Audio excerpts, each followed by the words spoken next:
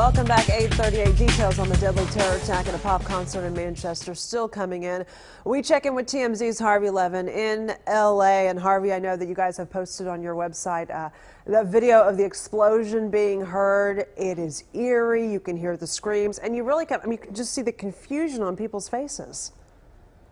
Yeah, and in fact, it is odd that it took a long time to even confirm that there was an explosion. What happened when we got this story, we talked to somebody intimately involved in the production of the show, and they were not sure. There was some sound, but they weren't sure if the deaths, and at first we heard there were 20 deaths, and there was some thought that it may have been caused by a stampede. They weren't sure there was really an explosion.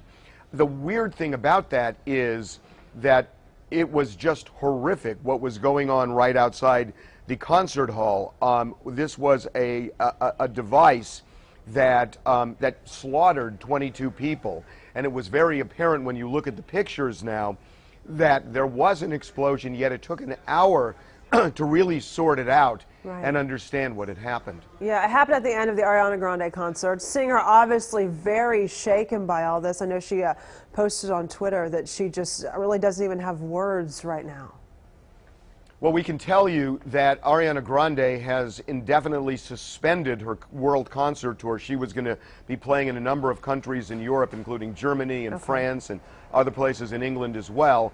But she canceled for two reasons. One, for security, but secondly, she is incapable now of going on stage. She is so devastated by what happened. Yeah, such a difficult and really delicate situation. How do you think she moves on from here?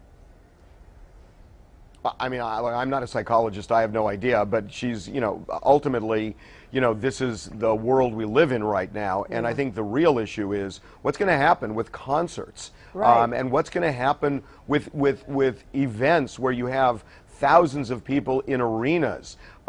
The security was not good at this arena. However, it looks like where the bomb went off, it wouldn't have been a place where there would have been a security checkpoint. We're not certain of that yet, but it looks like that's the case.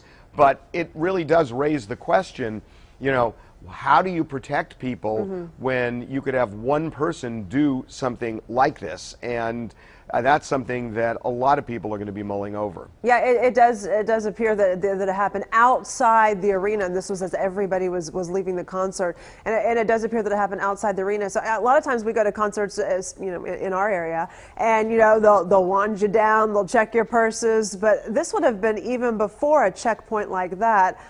We know here in Grand Prairie last night we had John Legend in town. They stepped up security there just as a precaution.